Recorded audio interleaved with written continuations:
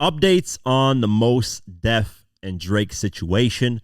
Mos Def decided to go on Instagram Live and clarify his comments more after they went viral. If you guys don't remember, a couple episodes back on the podcast, Mos Def basically said that Drake's music doesn't have really substance. It's shopping mall music, so on and so forth. He was basically critiquing Drake for not delivering more meaningful music. So let's play this live clip of him talking more on it and kind of, I'll play the clip for you guys. Free everything that needs to be free. Drake, if you would like to speak to me directly, you can at any point. I reached out to Chappelle, asked him to reach out to you. I DM'd you. You are a very talented MC. But for me, I require more of myself and others than just talent or charm or charisma, particularly in times of urgent crisis.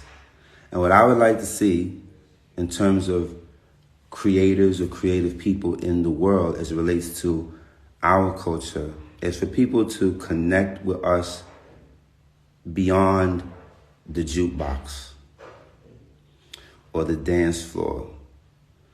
A fair weather friend can hardly be called a friend at all.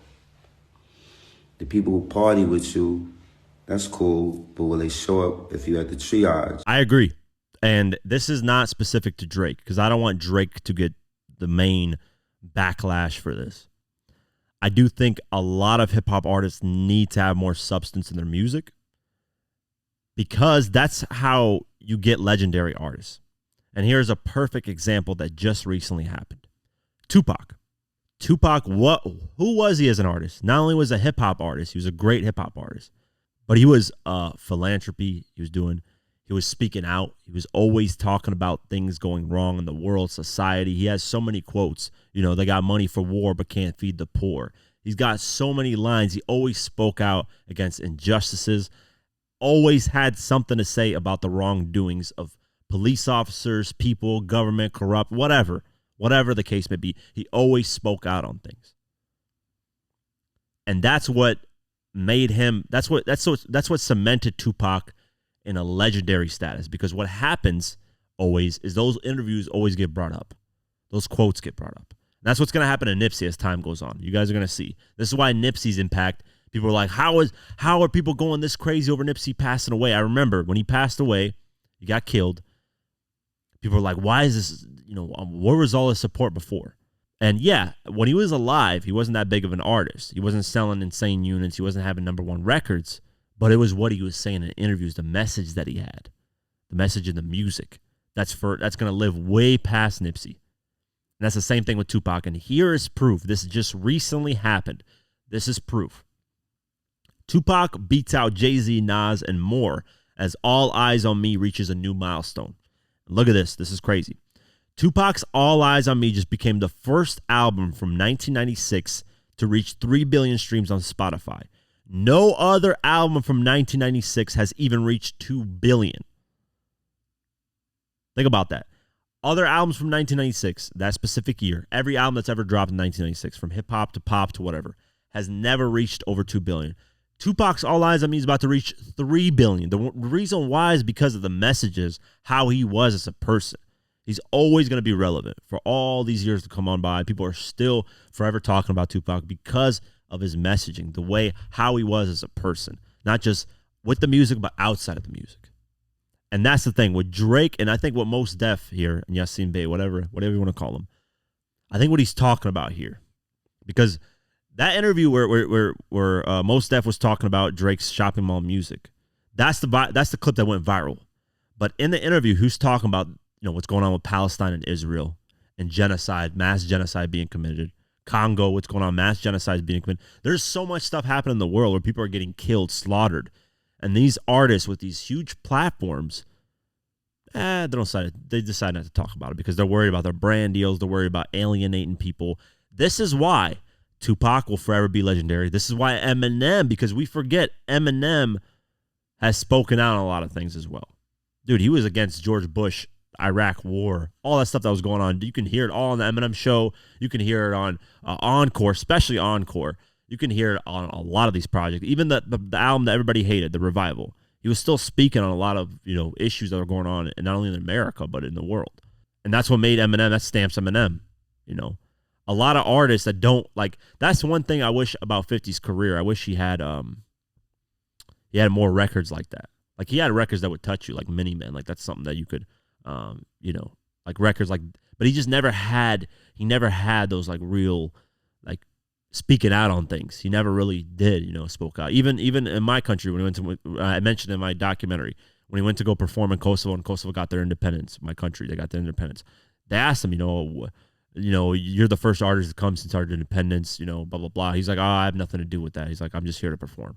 Like, he stays out of that, which is like, that's one thing about 50's career I wish he would have got a little bit more involved in. But, 50's never really been the conscious type of rapper, even though he can go there. But imagine if Drake spoke out on the things happening right now and actually voiced, he has a huge platform.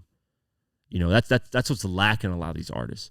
And, he's right, man. Mos Def is right. And it doesn't, I don't want to just for it to fall on Drake, because Drake gets a lot of this backlash because he's the biggest artist, but it needs to fall on a lot of these artists, man. Like, stop being scared. You guys are multimillionaires. If you lose a couple of brand deals because you're speaking your mind on things, like, think about why Muhammad Ali is Muhammad Ali, because he spoke out on a lot of things. He would speak his mind on things. Imagine if LeBron James just said, hey, I'm not playing basketball anymore. What's going on in the world with Israel and Palestine, the genocide happening, in Congo, genocide happening, and this and that and this. I'm not playing anymore. I'm done. Imagine if he did that. You know how much shock and like, people would be like, whoa, like, what's going on? Like, it might inspire other players to stop playing. Like, you see what I'm saying? Like, that's the difference between Muhammad Ali and Floyd Mayweather. Floyd Mayweather is himself. He doesn't really give a fuck about other people. That's just the reality of it. Now, has he donated to help people? Yeah, I've seen things like that. But in reality, he stays away from that type of stuff. He would never risk his career or his record or anything at the time and his prime to speak out on things. But the question is, should we rely on celebrities to speak on these things?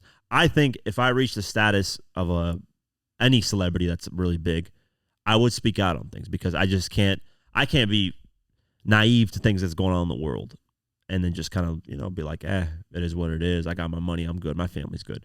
I can't do that. That's just me personally, but I know there's other people that don't want to get involved because either they're not, there's a valid reason. Some people are like not educated on the situation, but you can educate yourself pretty quickly. I educated myself on this Israel and Palestine thing fairly quickly. And I have a friend, who's Palestinian, who's teaching me things, but I started learning even more. And I was like, okay, Israel's this conflict's happened for a while. Like, so I think, yeah, I agree with him, man. I think a lot of artists, hip hop artists, need to be more what the root of hip hop was. What was the root of hip hop? Oppression. Minorities getting oppressed. That's how hip hop started. It was rebelling against that, to find a new way, to find a new hope through the music. That's how hip hop basically started.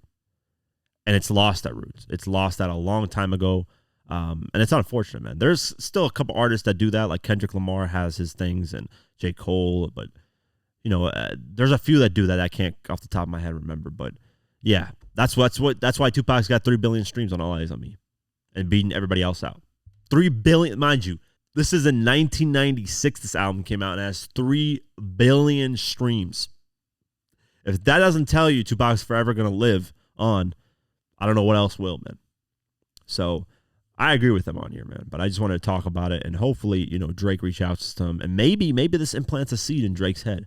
Like, maybe next album, I would. Oh my God, I would. I know I've been telling Drake to take a break, take 3 years off, 5 years off, get away, because I'm tired of you. Because I am, honestly, I'm tired of the music. Even though he'd release some good music here and there when he drops albums. But if he came back, let's just say I'm coming back, I'm dropping a new album this summer, right? Not even this summer. That's actually a bad time to drop a conscious, politically aware album. Let's say he drops a conscious album talking about major issues in the world. Because he can do that. He's got talent enough to do that. Drops it in like August or September. Dude, I would be so hyped for that Drake album. I couldn't wait till the day it drops. And I would stream the fuck out of it. Because I just want to hear how Drake would be able to speak on those type of things. That's why I like Kevin Gates so much too, because he speaks on those type of things. So yeah. That's my thoughts on it, and I agree with Mos Def, and yeah, we'll keep our eye out and see if Drake actually takes heed to what he said.